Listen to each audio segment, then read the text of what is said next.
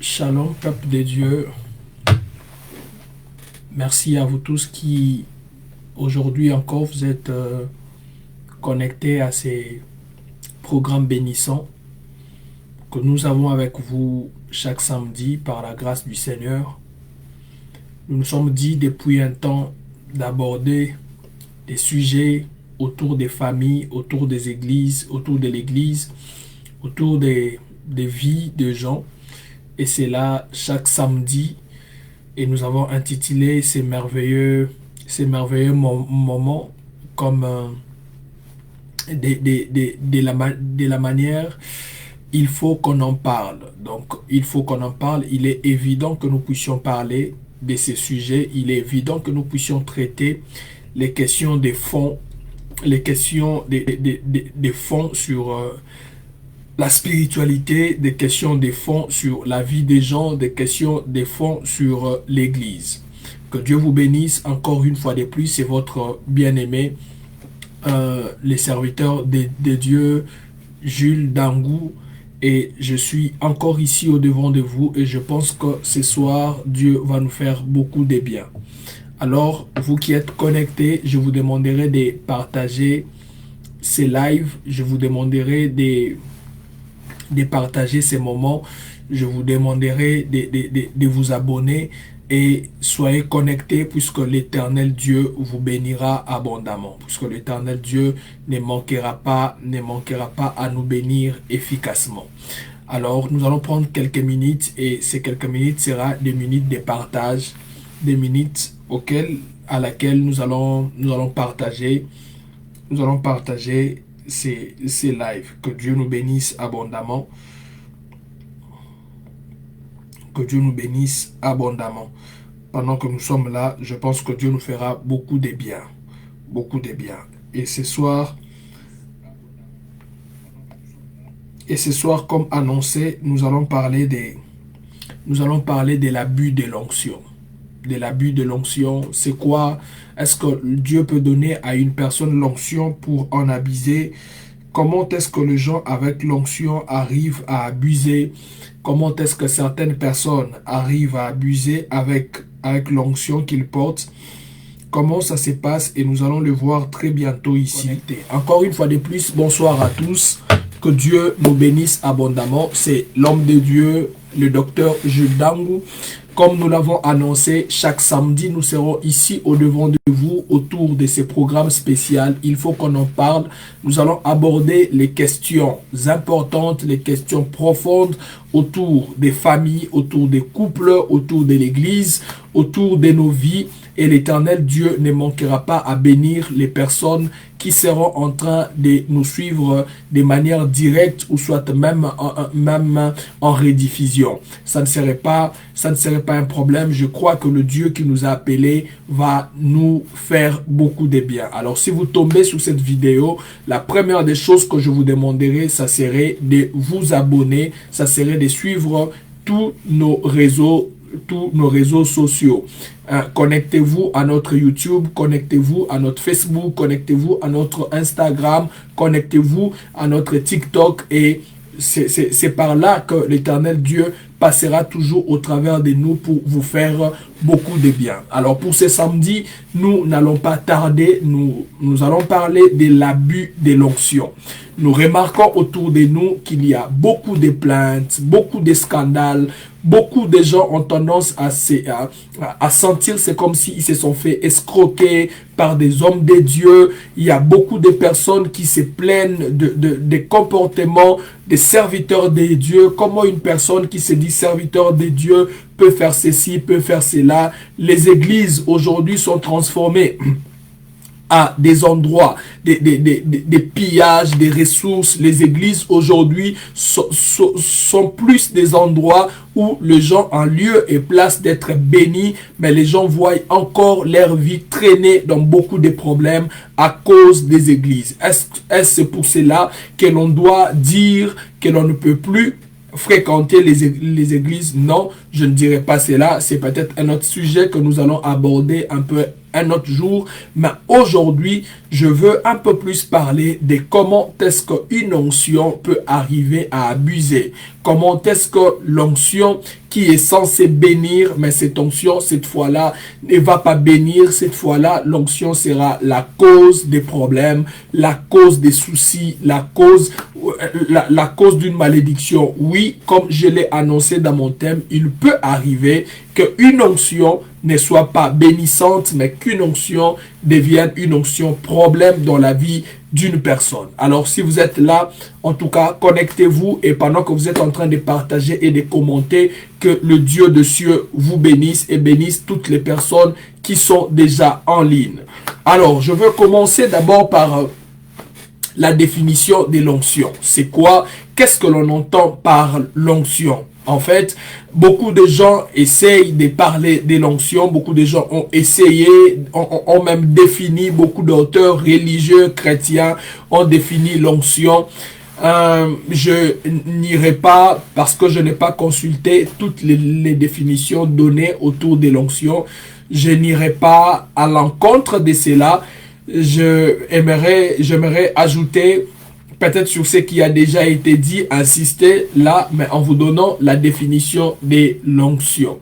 En vous donnant la définition de l'onction. Bien-aimés, retenez que l'onction, ça s'appelle l'onction du Saint-Esprit. Ça s'appelle l'onction du Saint-Esprit. Alors, écoutez-moi bien, vous allez comprendre bien cette définition.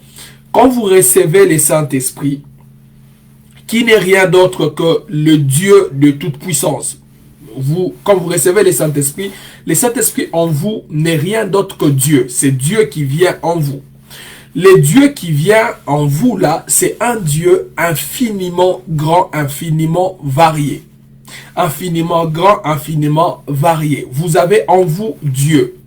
Mais ce Dieu-là va se manifester en vous d'une manière particulière. C'est d'une manière particulière que Dieu va se manifester en vous. Parce que nul sur la terre ne peut connaître Dieu dans toute sa variété. Ne peut connaître Dieu dans toute sa grandeur. L'apôtre Paul dit que nous connaissons en partie. Même en ce qui est du Seigneur, nous connaissons Dieu en partie. C'est la partie avec laquelle Dieu se manifeste au-devant de vous.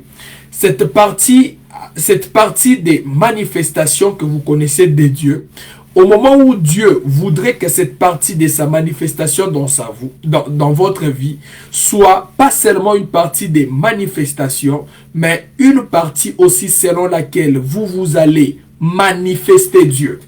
Donc, c'est d'abord une identité avec laquelle Dieu se manifeste au-devant de vous, mais ne s'arrête pas là, mais désire aussi que cette identité-là soit l'identité de Dieu que vous allez porter afin de manifester Dieu pour une mission quelconque.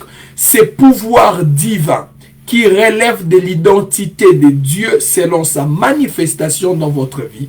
Ces pouvoirs divins-là, c'est ce que nous appelons l'onction. L'onction, c'est l'investissement divin dans la vie d'une personne par le Saint-Esprit pourvu qu'il accomplisse une mission de Dieu. C'est ça ce que l'on appelle l'onction. En tout cas, de manière la plus brève, j'essaierai d'être la plus simple que possible. L'onction, c'est le Dieu de ta mission pour sa mission en toi. Le Dieu de ta mission pour sa mission en toi ou au travers de toi. Donc, Dieu qui te donne une mission, le Dieu qui t'a donné une mission, donc il s'est montré en toi dans une identité et il veut que tu remplisses une tâche et c'est ce Dieu-là qui en te donnant une mission va s'investir en toi selon l'identité avec laquelle il s'est manifesté en toi. Et cet investissement selon la manifestation de Dieu, c'est cet investissement-là que l'on appelle l'onction. Que Dieu bénisse toutes les personnes qui sont en train de nous suivre. Et il peut arriver que l'onction qui devrait bénir, que l'onction portée, parce qu'elle est portée par un humain, que l'humain, au lieu de bénir avec cette onction, mais que l'humain devienne, avec cette onction, devienne lui-même un sujet de scandale, que l'humain puisse en abuser. Il est possible que l'onction que vous avez portée, ou qu'un homme porte, ou qu'une femme porte, que cette onction-là, au lieu que vous puissiez en utiliser utilement, parce que vous êtes d'abord humain en premier lieu, que vous puissiez aussi en utiliser, que vous arriviez à en utiliser, non pas selon que Dieu vous a confié. Bien-aimés, combien de personnes dans la parole du Seigneur, dans la Bible, à cause de la grâce de Dieu qu'ils avaient eue, à cause de l'onction sur eux, ils ont eu à abuser, ils ont eu à commettre des choses atroces, ils ont eu à faire des choses qui ont même déçu Dieu. Ça, c'est la nature de l'homme. Je ne viens pas justifier les erreurs des uns et des autres, mais je vous dis d'abord que l'humain, tel que créé même par Dieu après sa chute, l'humain est sujet à des faiblesses, l'humain est sujet à des dérapages, ce qui fait que porter l'onction est une chose, gérer l'onction est une autre chose, vivre avec l'onction est encore une autre chose. Porter l'onction n'a rien à voir avec le fait de vivre avec l'onction. Pour que Dieu vous donne une onction, il ne tient pas d'abord compte de comment vous allez vivre avec cette onction-là. Sinon, il est le Dieu qui connaît toutes choses. S'il pouvait savoir que David utilisera son pouvoir pour tuer Uri et prendre sa femme, Dieu ne fera pas de David roi. Dieu a fait de David roi malgré son côté humain. Donc cela veut dire que quand Dieu donne une onction à une personne, Dieu ne regarde pas les faiblesses d'une personne. Dieu ne tient pas compte des faiblesses de cette personne, des erreurs de cette personne. Dieu ne tient pas d'abord compte de tout cela. Dieu donne à une personne l'onction parce que Dieu a choisi cette personne.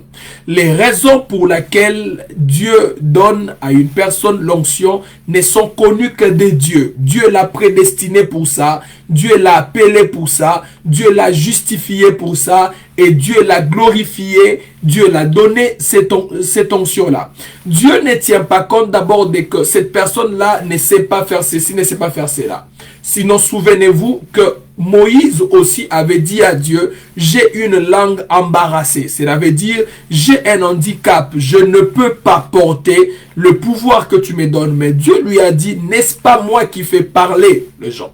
Donc, Dieu est capable d'abord d'aménager une personne pour lui donner l'onction, mais il ne fait pas des choses comme ça. Ne voyez pas les choses comme les païens. Les païens ne connaissent pas Dieu. Selon l'entendement des gens, ils s'attendent à ce que Dieu commence d'abord par réparer une personne. Après il va la confier une tâche. Après, il va la confier un pouvoir. Non, ça c'est pas la manière de faire de Dieu. Dieu a voulu montrer à Moïse que c'est moi qui fais parler les gens. J'ai cette capacité-là, mais je ne donne pas le pouvoir aux personnes que j'ai arrangées. Non, Dieu choisit les personnes, même s'ils ne sont pas prêts, Dieu leur confie le pouvoir. Le monde, dans sa manière de voir, dans sa manière d'entendre, beaucoup de personnes tombent dans les jugements des enfants de Dieu, des hommes de Dieu, parce que dans leurs entendements, ils voudraient à ce que les porteurs de l'onction puissent automatiquement être à la hauteur de l'onction qu'ils portent sur les plans comportemental, sur les plans de sa vie sociale, sur les plans de ses faiblesses. Non, l'humain est faible. C'est le divin qui vient s'investir dans l'humain faible. C'est le divin qui vient s'investir dans l'humain qui est faible. Combien d'hommes de Dieu aujourd'hui, je veux vous dire, avec l'onction, ils ont détruit les familles, ils ont dépouillé les gens, ils ont abusé des jeunes filles, ils ont égaré beaucoup de personnes. Aujourd'hui, beaucoup de personnes ne fréquentent plus les églises. Aujourd'hui, beaucoup de personnes sont fatiguées. Pourquoi? À cause des mauvaises gestions de l'onction. Bien-aimés, ils ne sont pas simples, ces personnes-là ne sont pas tombées entre les mains des faux. pas forcément. Il y a de ceux-là qui sont tombés entre les mains des vrais rois de Dieu, des vrais hommes de Dieu, des vrais servantes du Seigneur, mais seulement ces servantes-là, avec l'onction, ils en ont abusé et ces personnes sont découragées. Donc cela veut dire qu'en termes d'abus d'onction, je veux vous dire que cela sera toujours présent sur la terre. Cela sera toujours présent à l'église. Cela sera toujours présent pendant que tu es en train de me suivre. L'homme porteur de l'onction ne devient pas Dieu dans sa nature. Il devient Dieu dans sa fonction. Il fonctionne comme Dieu, mais il n'est pas Dieu. C'est comme ça que quand certaines personnes dans la Bible ont vu Paul, et ils ont vu les apôtres, ils ont dit, les dieux nous ont visités. Paul les a réprimandés, Paul a refusé cela, parce que le roi de Dieu, la personne, l'homme ou la femme qui porte une onction de Dieu, ne devient pas Dieu dans sa nature, mais il devient Dieu dans sa fonction. Dieu lui donne un attribut divin pour manifester les dieux qu'il a portés. Mais il reste humain par sa nature. Et même quand Dieu dit, vous êtes des dieux, mais vous mourrez comme vous êtes des dieux, mais vous mourrez comme des hommes. Je vais essayer de paraphraser.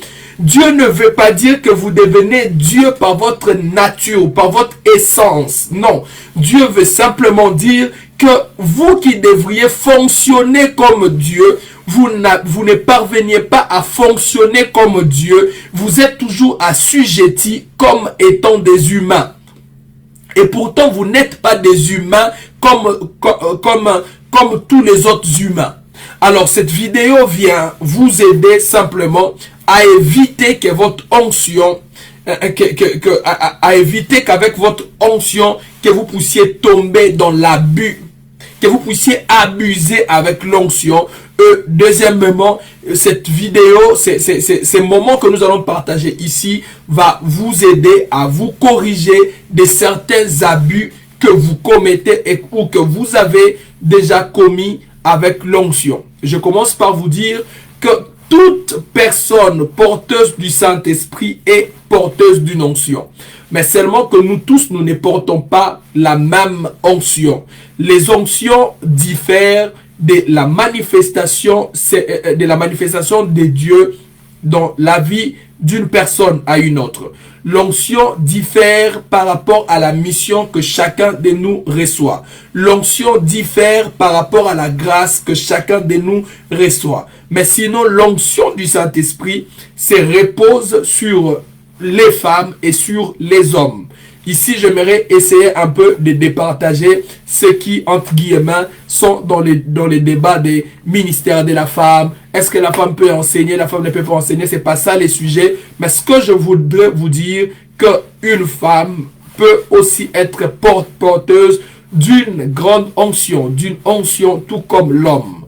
Donc, l'onction est d'abord liée à Joël chapitre 2. Et à Actes chapitre 2, la Bible dit, dans les derniers jours, je répandrai de mon esprit sur toute chair. L'esprit répandu sur toute chair. Pourquoi elle est répandue? Pour une mission. Je vous ai dit que l'onction a toujours été donnée pour une mission. C'est comme ça que dans Luc chapitre 4, Jésus-Christ dit, l'esprit du Seigneur est sur moi, car il m'a oint pour. L'esprit du Seigneur est sur vous. Il a investi en vous pour une mission. Et l'onction, tout le monde peut, n'est-ce pas, peut porter l'onction. Alors, je commence par dire que si tu es porteuse d'une onction, que Dieu te bénisse, que ton onction soit efficace, que ton onction bénisse les vies, que ton onction bénisse les familles, que ton onction s'étende au-delà de tes limites, au nom du Seigneur Jésus-Christ. Bien-aimés, alors écoutez-moi pendant que vous êtes en train de me suivre.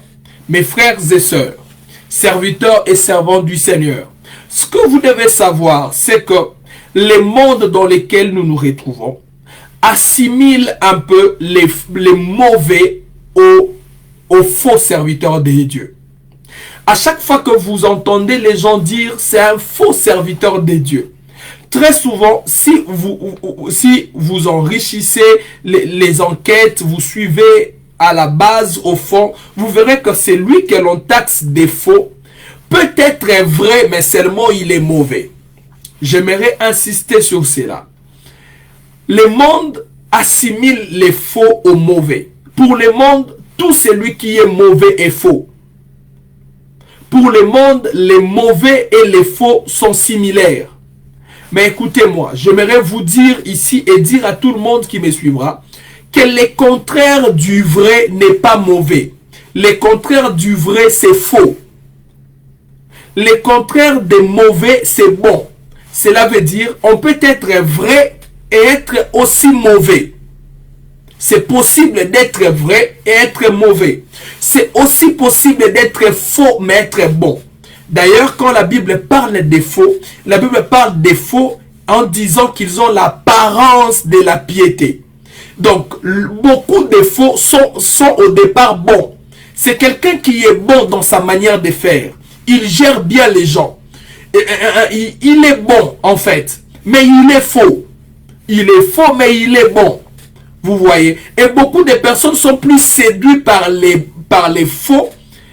Mais ces faux-là sont bons. Ils sont plus attirés par leur côté bon. Et quand vous irez du côté des vrais, vous allez remarquer que beaucoup de vrais sont mauvais. Cette vidéo vient encore te dire à toi qui est vrai que ne t'arrête pas qu'à être vrai. Travaille les côtés bons. Pourquoi? Parce que cette manière de penser, cette manière avec laquelle le monde pense, c'est aussi comme ça que Dieu voit les choses. Je vais vous scandaliser. Dieu aussi, en termes de résultats, il réserve aux vrais, aux bons, les mêmes résultats. Il réserve aussi aux faux et aux mauvais les mêmes résultats. Si tu es faux, tu es mauvais. Même si tu étais vrai, mais parce que tu es mauvais, tu auras les mêmes résultats. Tout celui qui est mauvais a les mêmes résultats chez Dieu que celui qui est faux. Je pense que je me fais bien comprendre. Alors, c'est nous qui avons les discernements qui pourront comprendre que celui-ci en réalité n'est pas faux. Il est vrai, mais seulement il est mauvais. Beaucoup de personnes, je les entends dire que tel pasteur, c'est un faux homme de Dieu. En réalité, il n'est pas faux. En réalité, il est juste mauvais. Il y a juste un petit problème. Mais il est vrai. Je vais vous donner les différences. C'est qui un vrai serviteur de Dieu? C'est qui un vrai roi? Un vrai roi, selon la parole de Dieu, d'abord, il est né de nouveau. Il est né de nouveau. 2, pour ceux qui écrivent, j'ai dit il est né de nouveau. 2, il est appelé par Dieu. Je répète, il est appelé par Dieu. 3, il est établi par Dieu dans ce qu'il fait. Ça, c'est 3. Je répète, 1, il est enfant de Dieu, né de nouveau. 2, il est appelé par Dieu. 3, il est établi par Dieu. Établi par Dieu. 4, il accomplit ce pourquoi il a été établi et appelé. Ce sont les 4 critères pour reconnaître un vrai. Il est enfant de Dieu, né de nouveau. Il est appelé par Dieu. Il est établi et il accomplit ce pourquoi il est appelé et établi. Qu'il l'accomplisse de la mauvaise des manières ou de la bonne des manières, d'abord ce n'est pas le problème. Le problème c'est qu'il est appelé pour cette chose-là et il est établi pour cette chose-là. Il est né de nouveau et il accomplit cette chose. Qu'il les fasse de la mauvaise des manières ou de la bonne des manières, ça, ce n'est pas d'abord un problème. Celui-là est d'abord un vrai. Il est vrai. Alors, c'est qui un faux? Un faux, c'est celui qui, n'est pas né de nouveau. Mais il s'est fait passer pour un né de nouveau. Parce que comment est-ce que tu peux être prophète? Comment est-ce que tu peux être pasteur? Comment est-ce que tu peux exercer un ministère, que ce soit un ministère d'Éphésiens 4 ou même de 1 Corinthiens 12? Comment tu peux exercer un ministère, mais aussi longtemps tu n'es pas né de nouveau? Tout celui qui s'est dit enfant de Dieu, mais qui en réalité n'est pas enfant de Dieu, né de nouveau, c'est un faux. Il est un faux. Il est un faux pasteur, il est un faux prophète. C'est lui là un faux. Un faux n'est pas celui qui a prophétisé et que la chose qu'il a dite n'est pas arrivée. Non. On peut être vrai et n'est pas bien prophétisé, mais on est vrai prophète. On peut être vrai prophète et dire une chose et que cette chose-là n'est pas accomplie. Parce que l'accomplissement d'une prophétie ne dépend pas forcément de la nature du prophète. Parce que même Dieu dit, même si un devin venait chez vous, un songeur, un devin venait chez vous et il prophétisait, il disait des choses en avance et que ces choses arrivaient à s'accomplir, dites-vous que c'est par moi que ces choses sont accomplies. Donc même un devin peut dire une chose et la chose est arrivée. L'accomplissement d'une prophétie, la capacité à faire des miracles ne détermine pas forcément la nature de celui qui fait les miracles. On peut faire les miracles, on peut prophétiser, on peut faire des choses, mais en étant faux. Un faux, c'est celui qui n'est pas né de nouveau. Il n'est pas né de nouveau. Vous allez comprendre ça dans son message, que celui-là n'est pas notre frère. Vous allez lire ça dans ce qu'il confesse en rapport avec Hébreux chapitre 6. Il n'est pas né de nouveau.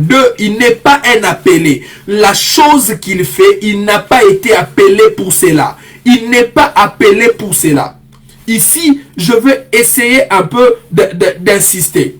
Dans une équipe, c'est quoi en fait l'appel? Nous sommes par exemple dans une équipe comme les Real de Madrid, excusez-moi d'en parler, et que nous faisons par exemple appel à un joueur. Nous appelons un joueur pour que ce joueur vienne dans notre équipe. C'est ça l'appel. Il accepte de venir. Après avoir accepté, il doit maintenant être établi, donc être reconnu pour commencer à jouer. Avoir l'ego, les mandats pour jouer. Sinon, si vous voyez une personne avec un maillot de Real dans les stades du Real de Madrid avec un ballon, cela ne veut pas dire qu'il est un vrai joueur du Real. Aussi longtemps que le Real ne l'a pas appelé. Beaucoup de personnes prêchent, mais ils sont des faux prédicateurs. Un faux prédicateur n'est pas celui qui, quand il dit des choses, ces choses contredisent la Bible. Non. Il peut dire des choses qui vont en parfaite harmonie avec la parole de Dieu, mais il n'a pas été appelé à l'équipe de Dieu. Il n'est pas né de cette équipe. Il n'est pas né de nouveau. Donc il n'est pas déjà joueur. Il n'est pas appelé dans cette équipe, il n'a pas été mandaté à travailler, donc il n'a pas été établi pour travailler. Ça aussi, c'est un faux. Il y a beaucoup de personnes qui prophétisent, mais ils n'ont jamais reçu cet appel, ils n'ont jamais été établis. Il y a des personnes qui s'appellent prophètes, je le vois sur TikTok, les prophètes de TikTok, les prophètes de Facebook, les gens qui se faisant appeler prophète, mais si tu lui poses la question, est-ce que tu as été établi? Il n'a jamais été établi. C'est lui-là, même s'il est né de nouveau, mais parce qu'il est dans une chose pour laquelle il n'a pas été établi, il est assimilé au faux. C'est un faux. C'est carrément un faux. Donc, même si tu es né de nouveau, tu dois être établi pour ce à quoi tu es appelé à fonctionner. Naître de nouveau ne suffit pas. Être appelé ne suffit pas. Être établi, avoir le mandat de faire ce que tu fais, fait de toi un vrai. Quand tu n'as pas ce mandat-là, mais tu fonctionnes dans ça, tu es un faux. Excusez-moi de vous le dire, tu es un faux. Un faux encore, c'est qui? C'est cette personne qui est en train de fonctionner dans l'office qui ne lui est pas été reconnu ou pour laquelle il n'a pas été appelé. Je vais encore donner un exemple. Dans l'équipe du football, il y a beaucoup de personnes qui... Il y a un peu de joueurs, vous entendez parler, on dit que celui-ci c'est un faux neuf. Un faux neuf, cela veut dire un vrai neuf existe, mais il est un faux neuf. Donc, cela veut dire il fait office d'un neuf, il fait les termes m'échappent un peu. Et donc, il joue les rôles des nefs, mais en réalité, il n'est pas un vrai nef. Combien de personnes se font appeler des apôtres, mais cependant qu'il est un pasteur. Donc, en te faisant appeler apôtre, tu es un faux apôtre. En te faisant appeler prophète, c'est pendant que tu n'es pas prophète, tu es évangéliste. Tu es un faux évangéliste. Tu es un faux prophète. Quand on dit faux prophète, cela ne veut pas simplement dire que tu n'as pas été appelé. Tu peux être appelé à l'apostolat, mais toi tu te nommes prophète. Tu es un faux prophète.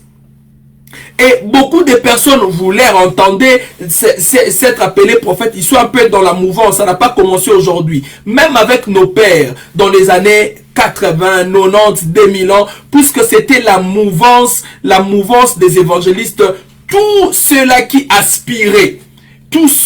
aspiraient au ministère se faisaient appeler évangélistes, évangélistes, c'était ça la mouvance. Même des personnes qui étaient appelées à être pasteurs, à cause de cette mouvance-là, ils se faisaient appeler évangélistes.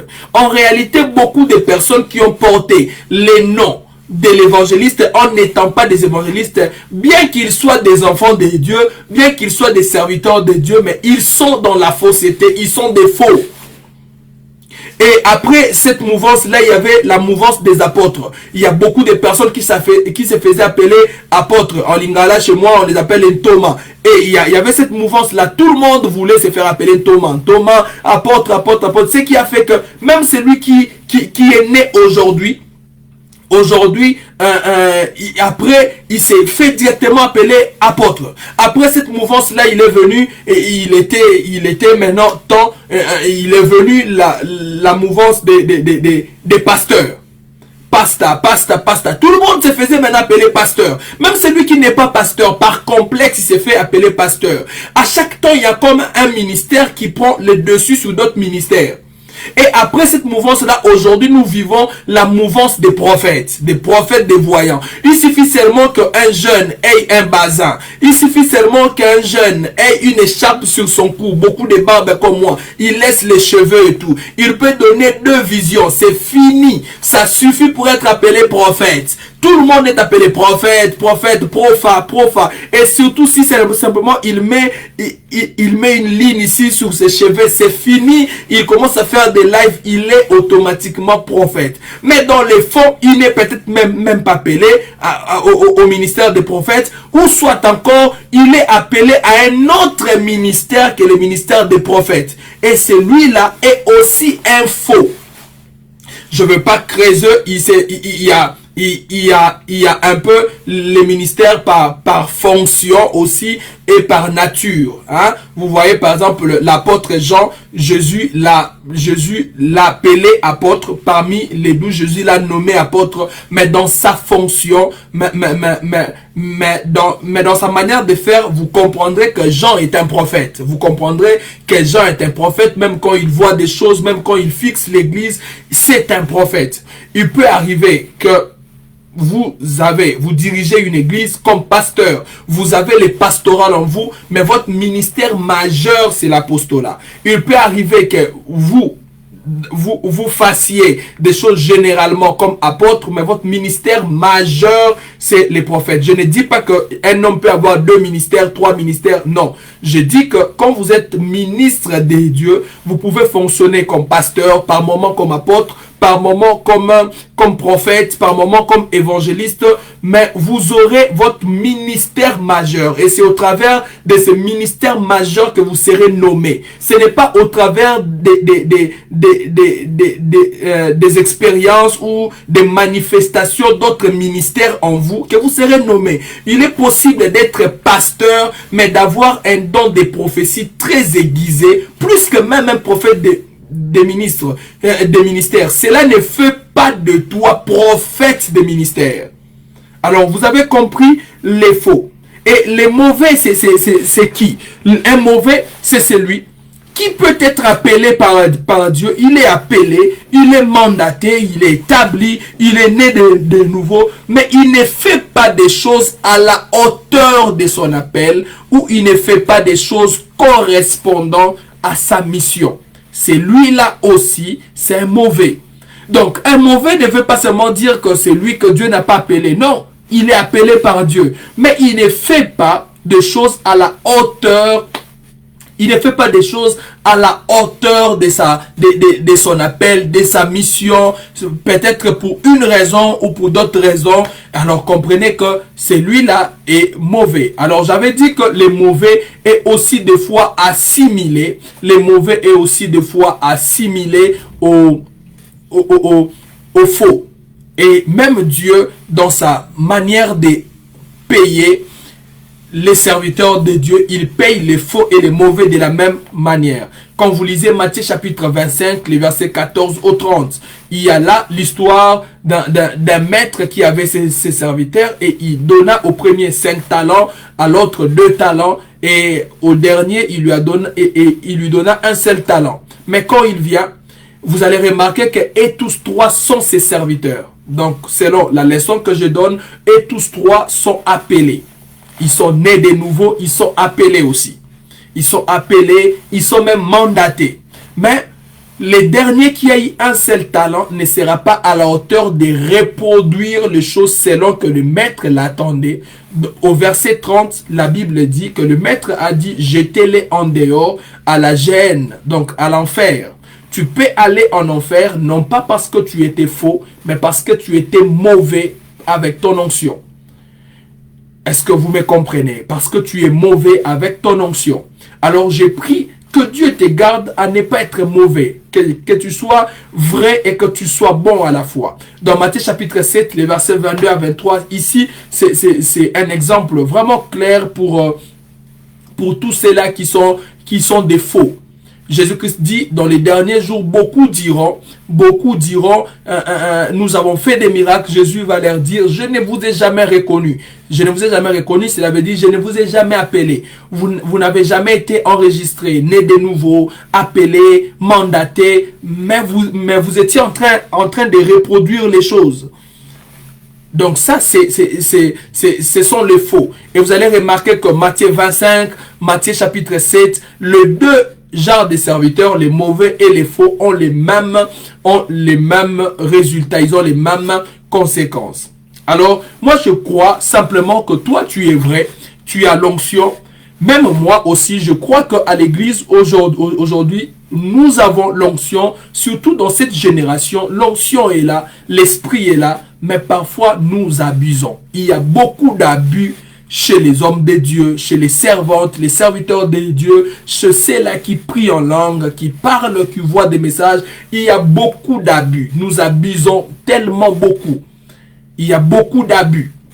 Alors, porter l'onction, c'est devenir Dieu dans le domaine de ta mission. C'est ce que tu dois savoir. Quand tu portes l'onction, tu deviens Dieu dans le domaine de ta mission. Bien-aimé, on ne peut pas s'en passer de toi. Je veux que tu comprennes déjà la tournure avec laquelle les choses vont. Quand tu portes une onction, tu deviens Dieu dans ta mission. On ne peut pas s'en passer de toi. Parce que tu as Dieu. Et mais fais attention. Tu es Dieu par ta fonction, mais tu es homme par ta nature. Tu es humain par ta nature. Il se peut maintenant que puisque tu manifestes Dieu et que les gens te regardent avec admiration et que les gens t'acclament, il est possible de tomber maintenant dans l'erreur. Et c'est là que vient l'erreur. Parce que tu es Dieu dans ta fonction. À droite, je les mets à droite. À gauche, tu es homme par ta nature. Et il y a un peu ces deux choses-là qui, si tu ne sais pas les gérer, tu pourrais tomber dans ce qui n'est pas bien. Je vais vous donner un exemple de moi. Ce n'est pas encouragé.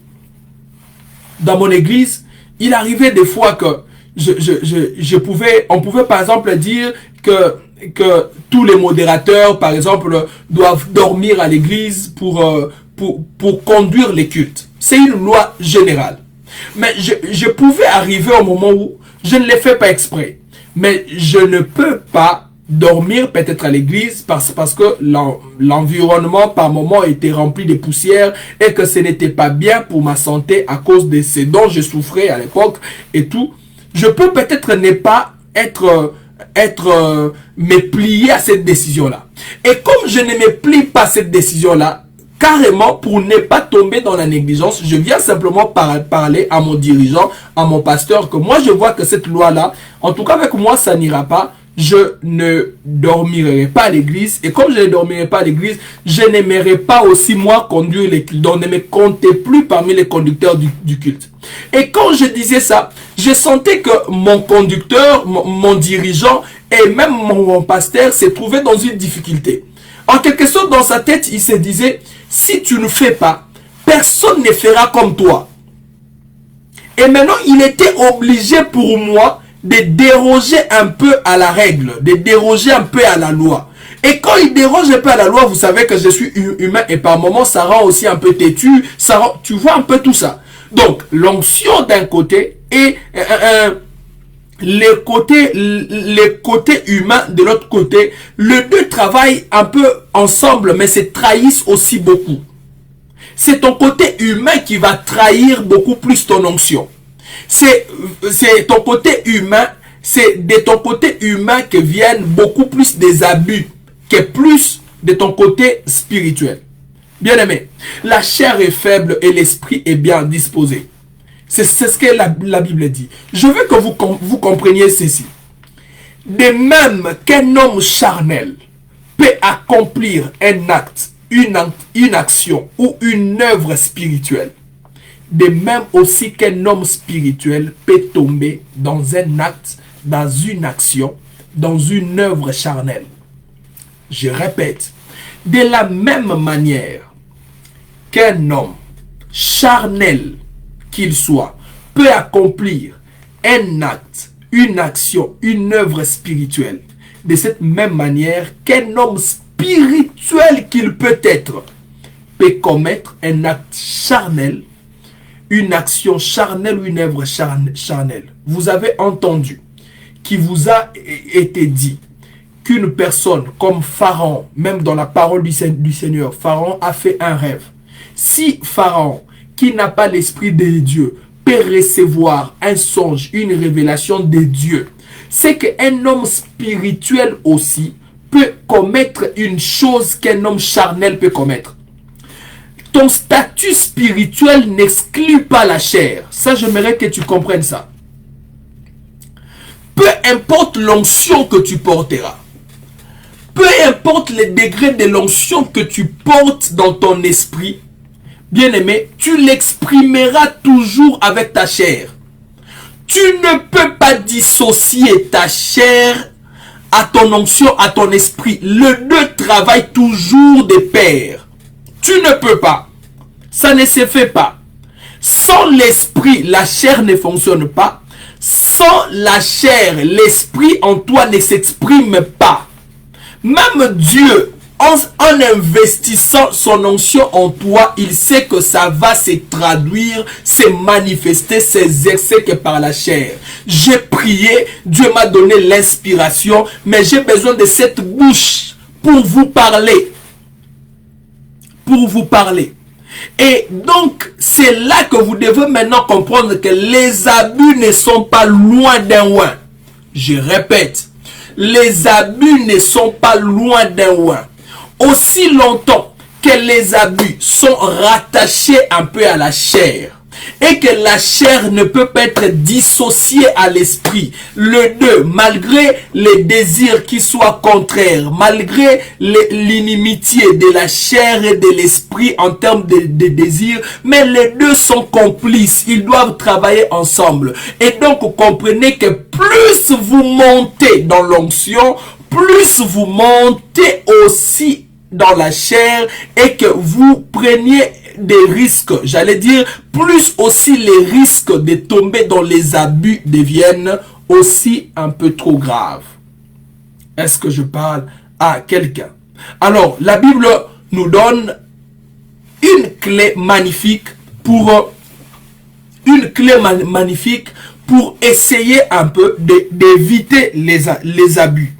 Je vais nous la donner. C'est dans Romains chapitre 6, le verset 13. Dans Romains chapitre 6, le verset 13, que dit la Bible? Romains chapitre 6, le verset 13, la Bible dit: ne livrez pas vos membres au péché comme des instruments d'iniquité, mais donnez-vous vous-même à Dieu. Je souligne, donnez-vous vous-même à Dieu. Quand on dit donnez-vous vous-même à Dieu, donc, en quelque sorte, on parle de tous vos membres, donnez-les à Dieu. Étant vivants des morts que vous étiez, et offrez à Dieu vos membres. Offrez à Dieu vos membres. Si vous voulez travailler, garder les caps dans l'onction, éviter les abus, bien aimé, je vous dis, donnez vos membres à Dieu. Donnez vos membres à Dieu comme des instruments de la justice. Verset 19, la Bible dit: je parle à la manière des hommes à cause de la faiblesse de votre chair. De même donc vous avez livré vos membres comme esclaves à l'impureté, à l'iniquité, pour arriver à l'iniquité, ainsi maintenant livrez vos membres comme esclaves à la justice. Pour éviter les abus, tu dois rendre ton corps dans sa globalité esclave de Dieu.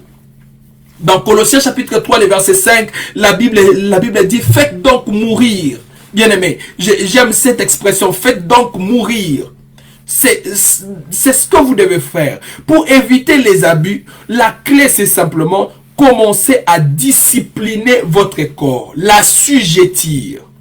Les garder muets. En fait, la Bible dit: n'accordez pas beaucoup plus, ne prenez pas soin de la chair. Quand la Bible dit ne prenez pas soin de la chair, la Bible n'encourage pas ceux-là qui n'aiment pas se laver. Je sais que c'est un verset que les gens qui n'aiment pas trop de l'eau utilisent. Mais c'est pas ça. Mais la Bible veut tout simplement dire: n'obéissez pas à toutes les exigences de la chair. Si vous voulez éviter de tomber dans les abus, disciplinez votre chair de ses côtés, assujettissez-la. Et en fait, c'est cette discipline maintenant que vous allez vous donner. Vous devrez être en train de dire: je ne dirai pas ça, je n'entendrai pas ça, je ne verrai pas ça, je n'irai pas ça, je n'irai pas là-bas, je ne toucherai pas à ça, je ne porterai pas ça, je ne mangerai pas ça. Toute cette discipline-là aide votre corps à ne pas trahir votre onction. À ne pas trahir votre onction. Toute cette discipline aide à votre corps à ne pas trahir votre onction. Parce que le corps la chair aura toujours tendance à trahir l'onction. Alors, disciplinez votre corps. Job a même rappelé à Dieu que j'avais dit à mes yeux que je ne la poserai pas sur une vierge. Donc, il a discipliné ses yeux. Si vous voulez que votre chair ne trahisse pas votre mission, l'onction qui est rattachée à votre mission, commencez par discipliner les membres de votre corps. Commencez par vous dire: je ne parlerai pas. Je n'entendrai pas. Donc, je me donne la discipline de ne pas donner mes oreilles à écouter ça. Je ne laisserai pas mes yeux fixés sur telle chose. Je ne dirai pas de ma bouche telle chose. Je ne toucherai pas à telle chose. Je ne serai pas dans un tel milieu. Je ne serai pas. Je me rappelle, à l'époque, il y a très longtemps, j'étais à l'école humanité et tout. Il y a un ami à moi qui a organisé une fête d'anniversaire dans une boîte de nuit. Et il m'a invité. Je suis arrivé à la porte de la boîte de nuit. Je l'ai appelé, il est sorti. Je lui ai donné son cadeau. Il m'a dit pourquoi je ne pouvais pas entrer. Je lui ai dit que j'ai dit à mes pieds de ne pas entrer dans une boîte de nuit. Je n'entrerai pas là-bas. C'est une discipline. Nous ne sommes pas encore dans un débat où c'est un péché ou c'est pas un péché. C'est pas ça le débat. Qu'une chose soit péché, qu'une chose ne soit pas un péché. Mais bien aimé, sachez-le que si ça peut trahir votre onction, si ça peut engendrer demain beaucoup de péchés, disciplinez-vous, exercez-vous à vous dire que je ne les ferai pas. Ce n'est pas un péché, vous faites-les, mais moi, à cause de l'onction que je porte, je ne les ferai pas. À cause de l'onction que je porte, je ne ferai pas ceci. Je disais à un frère, à un fils à moi, je lui disais que, en tout cas, je sens que tu ne supportes pas le fait de voir une personne manger sans désirer aussi à manger. Tu dois commencer à travailler ce côté-là. Sinon, c'est ce côté-là qui t'amènera beaucoup de problèmes. Tu dois t'élever, élever ton esprit à une dimension où une personne peut manger à 0 mètre de chez moi et je ne veux pas je ne veux pas manger, je ne veux pas convoiter son plat. Vous voyez, beaucoup d'abus des hommes de Dieu viennent à cause de ces petites, par manque de ces petites disciplines. Un homme de Dieu qui ne supporte pas le fait de voir d'autres hommes de Dieu véhiculer et lui marcher à pied. Il a la convoitise et il tombe. Du coup, il change son évangile. Il ne supporte pas ça. Maintenant, tu dois commencer à travailler ton cœur, travailler tes yeux, travailler tes mains, travailler au point de te dire que l'argent de l'autre n'est pas mon argent. Ce qu'on ne m'a pas dit ne me concerne pas. Même si je vis, parce qu'on ne m'a pas intéressé, cela veut dire ça ne me concerne pas. Même si on mettait à manger sur la table, parce qu'on ne m'a pas donné, ce n'est pas à moi. Même si je voyais de l'argent, parce qu'on ne m'a pas donné, ce n'est pas à moi. Une femme, belle qu'elle peut être, parce qu'elle n'est pas ma femme, je ne la touche pas. Ces petites disciplines vont aider ton onction. Quand ces petites disciplines font défaut, tu seras vrai, mais tu vas tomber dans les abus facilement. Sans discipline, tu tomberas dans les abus. Alors écoutez-moi. De même qu'un vivant est mortel, de même qu'un homme vivant est mortel, donc cela veut dire il vit avec la mort tout près de lui, de même aussi qu'un oin vit toujours avec sa chute près de lui. Ça, je vous rassure. Notez-les dans vos agendas, notez-les quelque part. De même qu'un vivant vit toujours avec la mort près de lui parce qu'il est mortel, il sait qu'un jour il mourra. Un oin aussi vit toujours avec sa chute. Il est toujours susceptible. De même que l'homme est susceptible à mourir, de même qu'un oin est aussi susceptible à abuser. Si les oins et les abus, bien aimés, ce sont des voisins. Plus tu montes dans l'onction, plus les risques d'abuser deviennent énormes. Parce que tu as ta chair. Tu as la chair qui est là. La chair n'est pas simplement une partie et tout. La chair, c'est toute une entité. C'est toute une entité à pouvoir gérer, à pouvoir savoir comment gérer. Bien aimé. Même si la chair est en guerre avec l'esprit, mais les deux travaillent toujours ensemble. Bien aimé, les combles avec l'onction, c'est que l'onction ne vient pas sur vous après que vous soyez affermis. C'est ce que même j'avais dit au début. Dieu n'attend pas que vous soyez affermis pour qu'il vous donne l'onction. Non, l'onction vient pendant que vous n'êtes pas encore affermis. Mais elle vous exige de l'affermissement pour pouvoir la garder la plus longtemps que possible. Pour éviter de tomber dans les abus. Pour éviter de tomber dans les rejets. Parce que plus vous commettez des abus, plus les gens vous rejettent. Donc comprenez que quand Dieu vous donne une onction, l'onction sera toujours là. Et votre chair aussi sera toujours là. Les combles, je disais que Dieu ne va pas attendre à ce que vous deveniez affermi pour vous oindre. L'onction vient toujours avant votre affermissement. Et c'est à vous maintenant, parce que vous savez que votre futur en dépend, c'est à vous en tout cas de pouvoir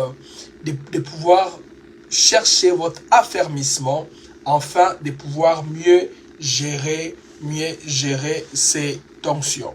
Alors, bien aimé, j'étais en train de dire, plus tu montes dans l'onction, plus la chair aussi devient trop exigeante. Plus tu montes, c'est bien d'envier la grande onction, de libérer l'onction, mais demandez un peu aux personnes qui libèrent cette onction, qui manifestent la grande onction, c'est qu'ils ont en fait comme c'est qu'ils ressentent un peu comme répercussion dans la chair après avoir libéré cette onction à cause de l'onction qu'ils portent. Ils vous diront certainement que que la chair la chair en subit pas mal de choses. Vous allez voir que les personnes porteuses des l'onction, même sur le plan de la santé, ils souffrent un peu trop de certaines maladies. C'est parce que en fait, les deux marchent toujours ensemble. Plus l'un monte, plus l'autre doit un peu être victime. Et l'autre n'aime pas être victime, cherche toujours à dominer sur l'autre. Un peu, il y a comme un peu cette forme de guerre là. Alors, sachant que les abus des oins proviennent de la chair, voici les choses que vous devrez éveiller, que vous devez veiller sur lesquelles vous devez veiller, des choses que vous devriez éviter. Je pense que vous m'écoutez bien. Que Dieu bénisse toutes les personnes qui sont là en ligne et qui sont en train même de les partager. Je vais vous annoncer ici les choses que sur lesquelles vous devrez veiller, que vous devrez carrément éviter. Parmi ces choses-là, j'aimerais que d'abord que vous puissiez partager et Dieu va nous faire beaucoup de bien. Nous allons déjà vers la fin. Ce que vous devrez éviter et sur laquelle vous devrez beaucoup plus veiller, d'abord, vous devrez veiller sur les sentiments de l'orgueil. Beaucoup de personnes abusent avec l'onction à cause, tout part d'un sentiment d'orgueil. Ce sentiment d'orgueil provient de la chair. Plus vous montez avec Dieu, plus vous faites beaucoup d'exploits avec Dieu, plus sur vous se repose une grande onction, plus aussi vous aurez toujours un sentiment naturel humain de vous faire valoir. Vous aurez besoin que l'on vous acclame. Vous aurez besoin en retour d'avoir de certains hommages, de certaines louanges. Et c'est là que petit à petit, vous pourriez vous égarer et tomber dans les pièges de l'ennemi et tomber dans les abus. Bien-aimés, quand c'est pour bénir, quand c'est pour sauver, même si vous méritez d'une chose, mais les réflexes d'un roi des dieux doit être que parce que ici, je dois bénir, parce que ici, ça doit être bénissant, je dois un peu mettre de côté ce que je vaux. C'est vrai que tu vaux quelque chose. Et que toi, on doit t'appeler dans des églises classes. Et que c'est bien que toi, tu dois travailler qu'avec des grandes personnes. La connaissance que tu as, tu dois être dans des grandes conférences. Toi là, tu dois être partout et tout et tout. Tout ça, c'est vrai. C'est ce que tu mérites. En réalité, c'est vrai. C'est ce que tu mérites. Mais parce que par moment, une personne peut être sauvée dans une petite conférence. Bien aimé, parfois, il faudrait y aller. Jésus-Christ est Dieu, mais pour sauver, dans Philippiens chapitre 2, la Bible dit, il s'est dépouillé. Il n'a pas vu comme une proie à arracher, à être égal à Dieu. Donc, par moment, si vous voulez vous discipliner de ces côtés-là, mettez d'abord en avant les intérêts de Dieu que ce que vous valez. Plus quelqu'un monte dans l'onction, plus quelqu'un manifeste un grand Dieu, plus quelqu'un a les succès, plus aussi cette personne devient un peu orgueilleux. En fait, le côté orgueilleux va d'abord du côté où il demande un peu aussi ce qu'il mérite. D'abord, c'est aussi ce qu'il mérite. Regardez un peu l'apôtre Paul. L'apôtre Paul dit, est-ce que moi je ne mérite pas d'avoir aussi une sœur comme Céphas l'a fait? Est-ce que moi qui ai sémé parmi vous des biens spirituels, est-ce que si j'en récoltais les naturels, c'est un péché? En fait, il est en train de réclamer ses droits. C'est logique qu'avec tous les exploits que tu as fait, il est logique que l'on t'acclame. Il est logique que l'on dise que non, tu portes une grande onction. Il est logique que l'on te donne une chaise qui peut avoir 6 pieds même. C'est logique. Parce que là où tu es, ce que tu fais avec Dieu mérite aussi ça. Mais bien aimé, par moment, pour bénir, si c'est pour l'intérêt de bénir les autres, si c'est pour sauver une âme, mets en avant d'abord l'intérêt du royaume.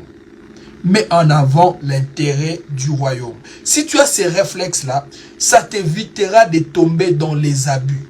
Combien d'hommes de Dieu ont offusqué, ont scandalisé, ils ont été une pierre d'achoppement pour beaucoup d'enfants de Dieu à cause du fait qu'ils ont demandé un traitement logique, mais là où ils ne devraient pas en demander.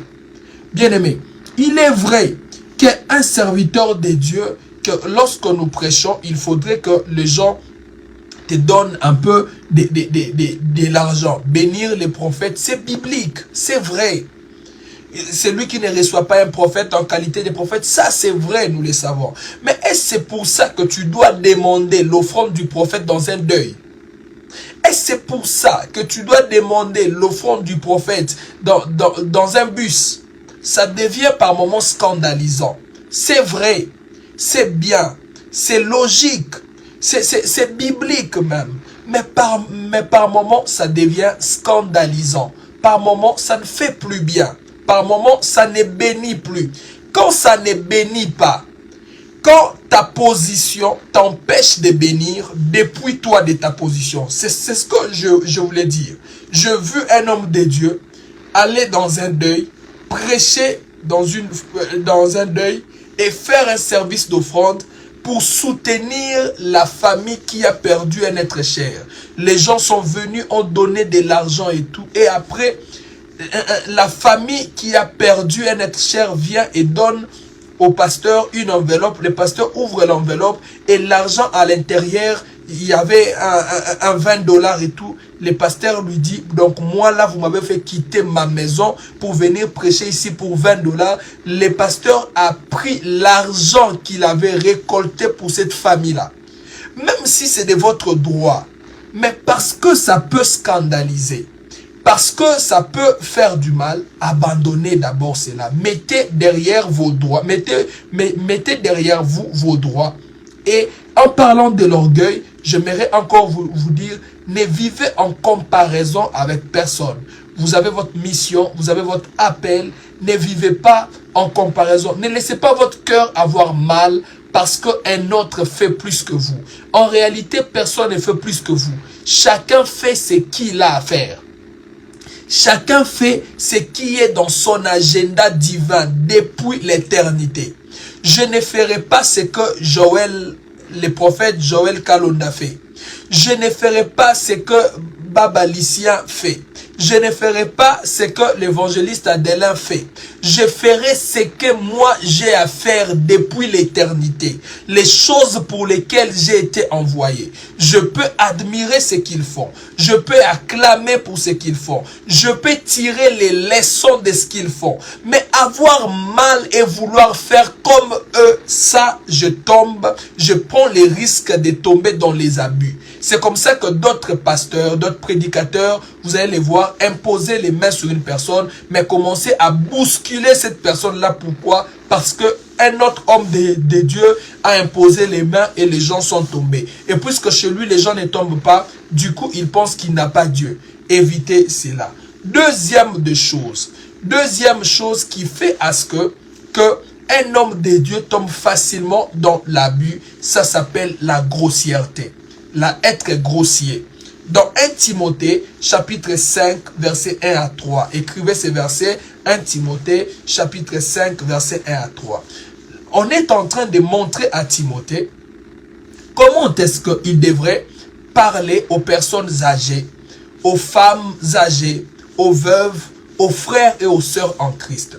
Beaucoup de personnes, dès lors qu'ils ont une onction sur eux, ils ne savent plus comment parler aux autres. Ils deviennent grossiers, ils deviennent impolis, ils deviennent choquants, ils deviennent mal polis. Beaucoup de personnes, nous avons scandalisé beaucoup de personnes à cause de notre grossièreté. Tu es un vrai homme de Dieu, tu as l'onction sur toi, mais seulement tu es grossier. Tu as de la grossièreté, tu ne sais pas parler aux autres, tu ne sais pas répondre les adultes, tu ne sais pas parler aux femmes, tu traites les gens comme s'ils n'étaient rien. Bien-aimé, tu es en train d'abuser avec ton onction. les gens vont te laisser. Les gens vont t'abandonner et tu auras une onction sans un champ d'application. Et ça serait pas bien pour ton onction. Beaucoup d'hommes de Dieu sont tellement grossiers, sont tellement impolis, sont tellement médisants. Ils parlent aux gens comme si, et je vous dirais que vous allez voir, tous les hommes de Dieu ont tendance à tomber dans ces risques. Les choses dont je suis en train de citer, ce sont les vices de tous les hommes de Dieu en général. Quand je dis tous les hommes de Dieu, c'est que généralement, vous allez voir que plus vous montez dans l'onction, plus vous avez tendance à devenir grossier. Vous avez tendance à manquer à manquer du respect aux gens aussi facilement. Vous avez tendance à dire du mal, à parler mal aux gens sans pour autant savoir ce que ça peut leur faire. Vous vous en foutez parce que c'est vous daddy, parce que c'est vous qui êtes élevé, parce que c'est vous qui êtes au-dessus. Ça, c'est les ailes qui donnent l'onction. Et si vous ne contrôlez pas ces côtés-là, vous allez abuser avec l'onction. Contrôlez l'orgueil, contrôlez votre manière de parler aux gens. Évitez à être grossier. Ça, c'est la deuxième des choses. Il y en a 4. La troisième des choses, il faudrait fuir les passions de la jeunesse. Dans 2 Timothée, chapitre 2, le verset 22. L'apôtre Paul dit, il conseille à Timothée de fuir les passions de la jeunesse. Bien aimé, l'onction rend beau, l'onction rend belle. Je n'ai pas vu, d'ailleurs je vous dis, parmi les choses qui attestent qu'une personne n'a pas le Saint-Esprit, c'est si cette personne-là n'a pas l'éclat. L'onction du Saint-Esprit, la véritable onction du Saint-Esprit, je ne dis pas que ça rend propre. Tu peux peut-être pas la propreté à des degrés. Il y a des gens qui sont plus propres que moi. Quand tu les vois, il est trop propre. Mais moi aussi, j'ai un niveau de propreté. J'ai aussi des personnes qui, je pourrais être plus que eux. Ça, c'est un autre dossier. Mais l'onction, en réalité, rend attirant. L'onction donne un éclat. L'onction rend beau, l'onction rend belle. Une femme de Dieu, bien aimée, tu peux la regarder, tu vois que elle n'est pas belle.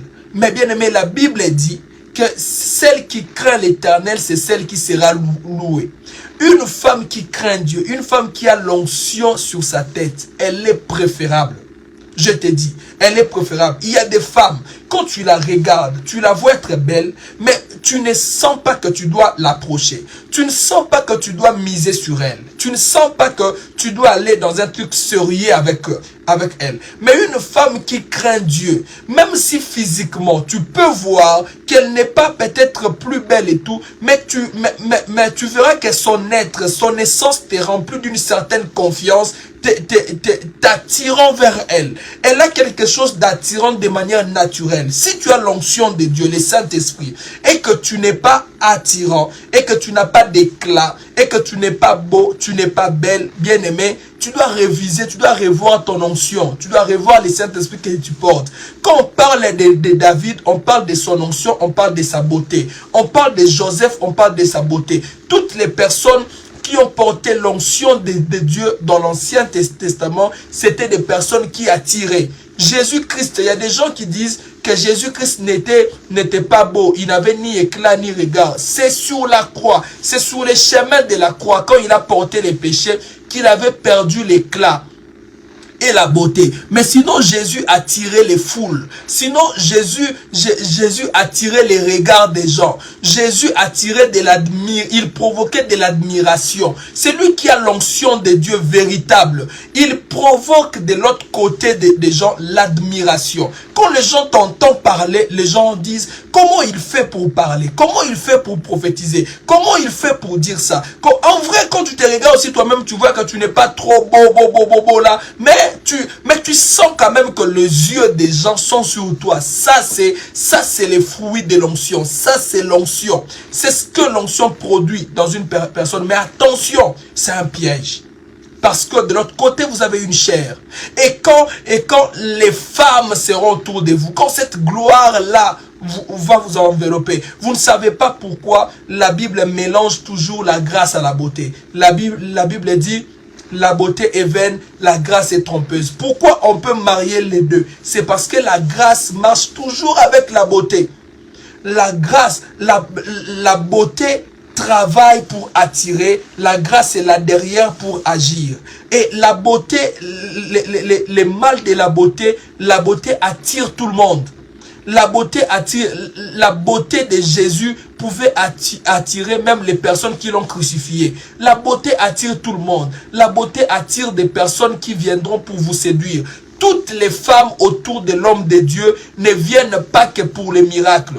Il y a des femmes qui viennent non pas pour lui faire tomber comme si elles étaient envoyées par les diables. Non, mais elles viennent aussi avec un désir que cet homme soit aussi mon homme. Parce que la femme, selon que Dieu l'a créée, la femme a toujours été à la recherche d'une garantie. La femme ne tombe pas amoureuse de l'homme. La femme tombe amoureuse de ses intérêts chez l'homme.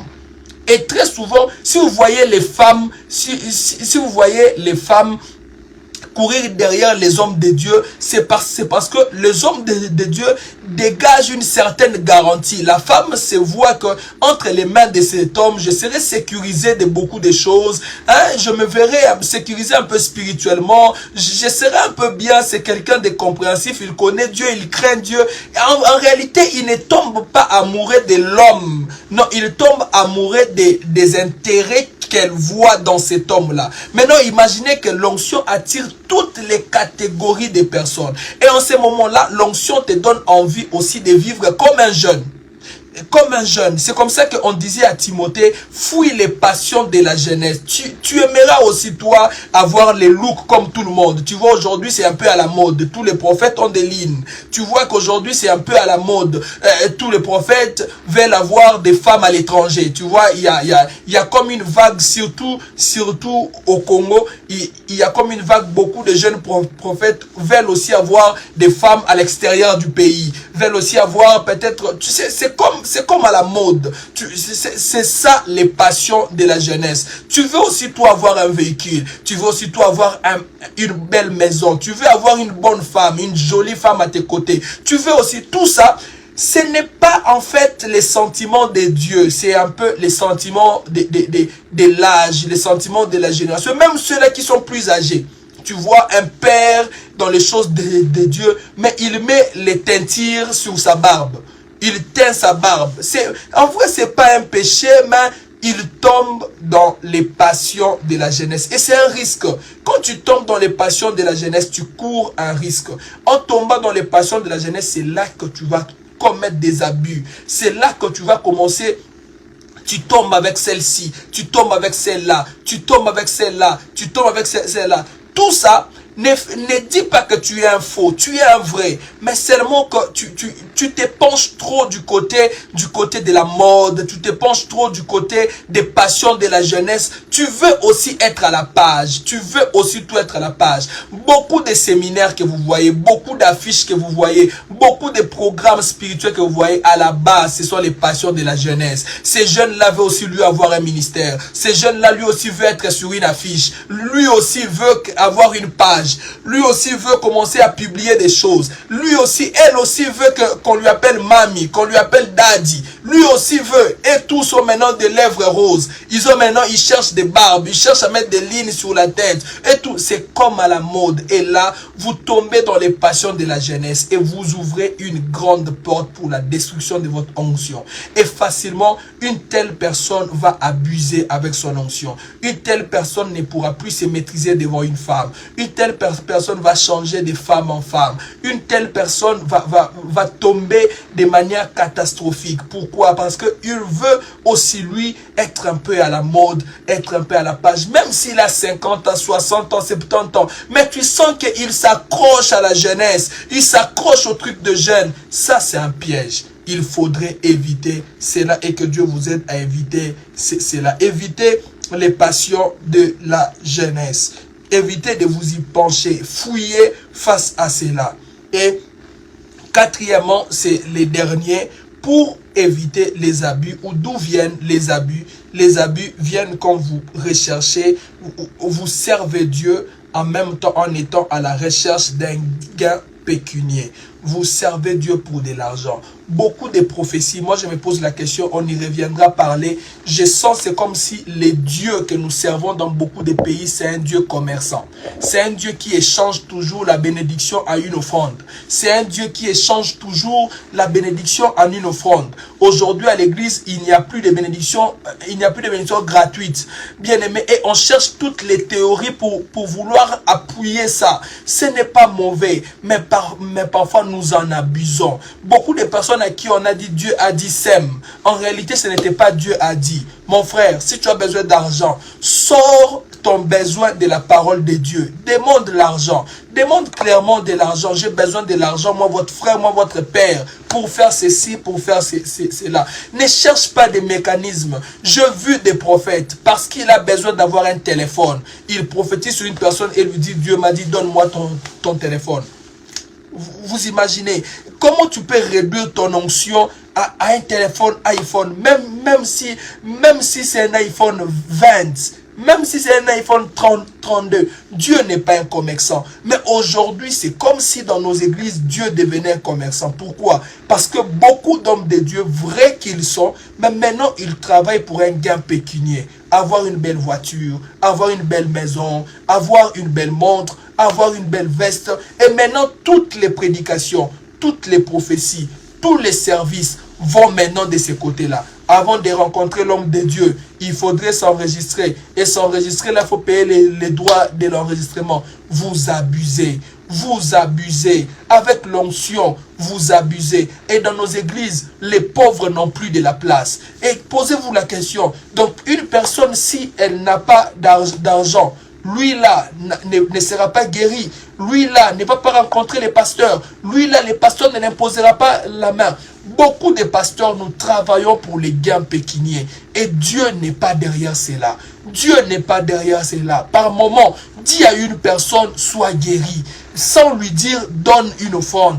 Par moment aussi, tu peux dire à une personne, Dieu m'a dit que tu donnes une offrande, mais donne ça à ton pasteur. Ça prouve que tu es mature. Ça prouve que tu ne travailles pas pour de l'argent. Ça prouve que tu es en train de combattre cette envie-là. Comment tu peux voir un soulier, une personne avec ses souliers, lui donner une prophétie pour avoir ses souliers? Ça, ce n'est pas Dieu. Ça, maintenant, nous travaillons pour les ventres. Nous travaillons pour de l'argent et nous abusons. Nous abusons parce que nous tombons dans l'orgueil. Nous abusons parce que nous sommes grossiers. Nous abusons parce que nous sommes derrière les passions de la jeunesse. Nous abusons parce que aussi, bien aimés, nous travaillons pour les gains pécuniers. Nous travaillons pour chercher de l'argent. Nous travaillons pour les ventres. Et si vous travaillez comme ça, vous êtes en train d'empoisonner votre onction. Beaucoup dans ma génération n'iront pas loin. Et pourtant, ils avaient un grand Dieu. Je vois Dieu dans cette génération. Il y a des jeunes, quand ils te prophétisent, ils prophétisent avec un détail excellent. Mais seulement, il ne prend pas soin de son onction. Mais seulement, il en abuse. Et dis-toi que la parole de Dieu dit, toi qui n'as pas été fidèle aux petites choses, qui te donnera les grandes choses? En tout cas, que Dieu vous bénisse. C'est l'exhortation que j'avais pour vous ce soir. Je pense que ça a béni plus d'une personne. Et je pense aussi que le Dieu là va bénir encore beaucoup de personnes qui nous suivront après. Excusez-nous pour les lives qui par moment a été perturbé. Nous allons prendre toutes les mesures prochainement et je pense que Dieu nous fera grâce. Bénédiction dans vos maisons, bénédiction dans vos ministères et dans tout ce que vous faites. Priez pour nous et que Dieu nous garde et que Dieu nous soit aussi favorable et que nous aussi, parce que hier nous avons eu aussi à abuser, qu'aujourd'hui que nous n'abusions plus. En tout cas, comme serviteurs de Dieu, nous avons beaucoup abusé avec ces choses dont je vous ai dit. Mais que Dieu nous fasse grâce, que Dieu te fasse grâce, que Dieu me fasse grâce. Relèvons-nous et marchons maintenant confortablement, marchons selon la parole du Seigneur. Que Dieu nous bénisse abondamment.